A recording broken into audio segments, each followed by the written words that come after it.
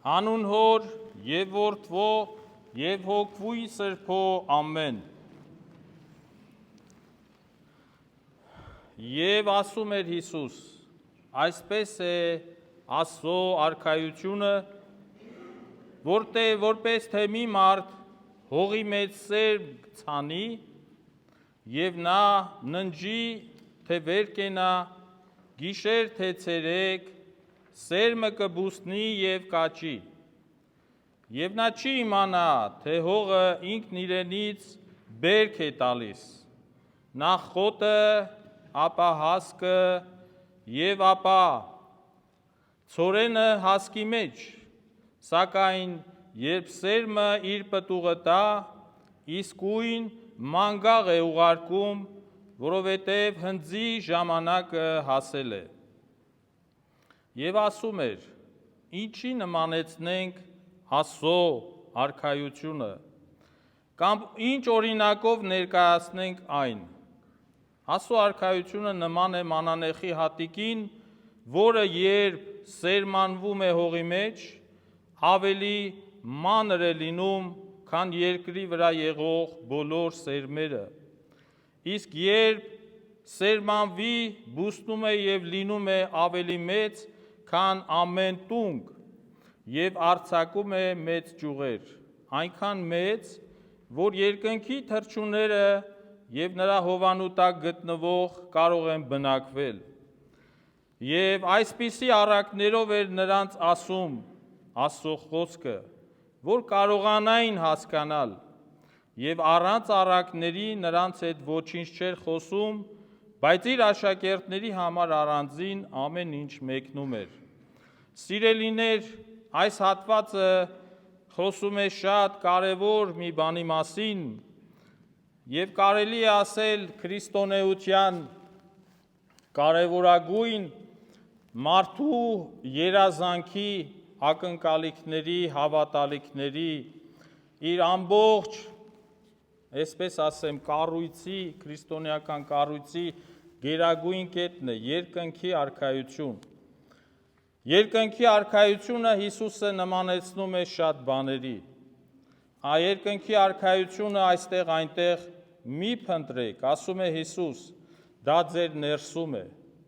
դա ձեր ներսում է։ Եվ առակներով էր խոսում Հիսուս, որովհետև առակախոսությունը, առակներով խոսելը Հիսուսը նախընտրում էր, որ Աստծո մեծ գերագույն իմաստությունները մարսելի, հասկանալի եւ հասանելի լիներ լսարանի համար։ Եվ սերմնացանով էր այս հատվածի մեջ Մարկոս 4:36 հատվածում խոսում է սերմնացանի մասին։ Սերմը ցանողը ինքը Աստված էր։ Սերմը ինքը Աստծո խոսքն է, իսկ հողը, որի մեջ ընկնում է սերմը, դա մարդն է։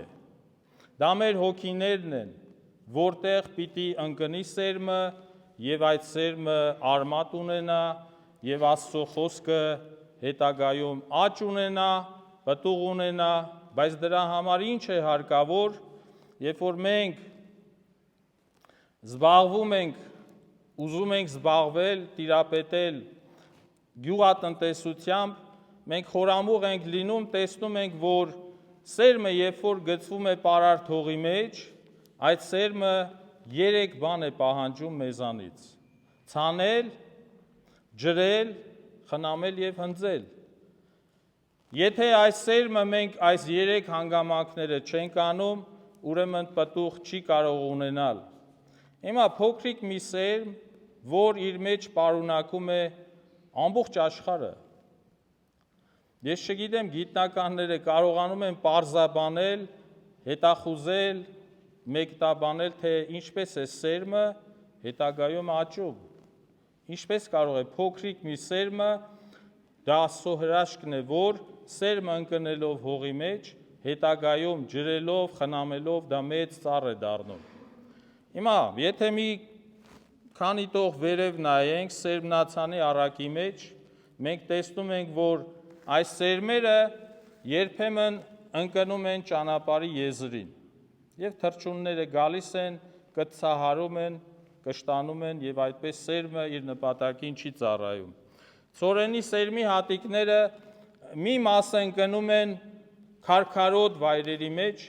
եւ քանի որ քարքարոտ էր եւ այդքան խորություն չուներ, մի փոքրիկ արմատ են գցում եւ այնուհետեւ չորանում։ Սերմնացանի ուրեմն ցանքի ժամանակ կատարսերմը հայտնվում է նաև այնպիսի հողերում, որոնք փշակալած են, փշոտ հողեր են։ Մի փոքր եւս արմատ է արձակում հողի մեջ, այնուհետև ծլում է եւ քանի որ փշերը խեղդում են եւ պտուղ չի ունենում։ Բայց Հիսուսը ասում է, որ սերմահատիկը նաև ընկնում է պարարտ հողի մեջ եւ այս պարարտ հողը մեկի դիմաց 30, մեկի դիմաց 60, մեկի դիմաց 100 արդյունք է տալիս։ Հիմա այս հողի որ տեսակի մեջ է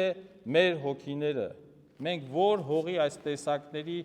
մեջ ենք հայտնվում, թողնում եմ ինքներդ ձեզ այս մասին մտածենք։ Ճանապարհի եզրի հողն ենք, քարքարոտ հողն ենք, փշակալած հողն ենք, թե պարարտ հողն ենք։ Աստված միշտ իր սերմը գցում է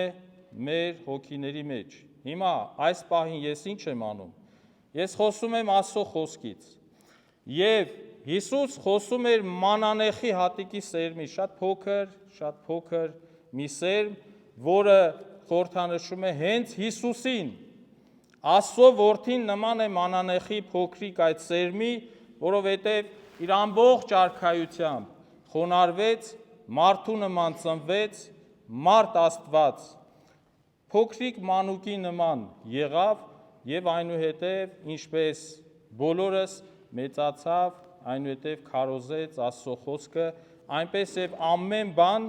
այս աշխարհում սկսվում է առաջին քայլից։ Ամեն բան այս աշխարհում նման է փոքրիկ սերմնահատիկի եւ այդ փոքր բաներից է սկսվում մեր հոգեվոր աճը։ Աստված տալիս է քեզ Աստծո խոսքը։ Դու ինչպես ես ջրում, խնամում, հոգ տանում, ցրտից եւ այլն, խնամում այդ սերմը։ Հիմա Աստծո խոսքը մենք լսում ենք, բայց եթե պտուղ տա, ինչ է հարկավոր դրա համար։ Ինչպես անեն, որ Աստծո խոսքը պտղակալի, պտուղ ունենա։ Հիմա ես լսեցի Աստծո խոսքը։ Այդ Աստծո խոսքը ես ընդունեցի, շատ լավ է, բայց այդ Աստծո խոսքը ես եթե աղոթքով չեմ ջրում, եւ որ Աստծո խոսքը չեմ խնամում իմ պահվածքով, համահունչ չի Սուրբ Գրքի եւ Աստծո կենցաղի մեջ չի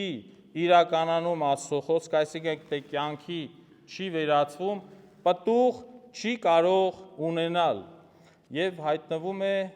այն ճանապարհը եզրի սերմերի կարգավիճակին։ Թրջունները գալիս են, կծարում են, այսինքն դե սատանան մտնում է քո սրտի մեջ եւ տեսնում է, որ պարարտ հող չկա, խնամք էլ չկա, անհոգություն է տիրում, սկսում է կծահարել սատանան եւ հանել Աստծո խոսքը եւ դու անտարբեր ես դառնում, ասենք թե չի եղել այդ սերմը քեզ համար։ Ես եթե մտովին հետ նայեմ իմ փոքր վիճակին, ես երանի կտայի, երբ որ դպրոցում ուսանեի Աստծո խոսքը, լսեի Աստծո խոսքը հենց աշակերտական նստարանից։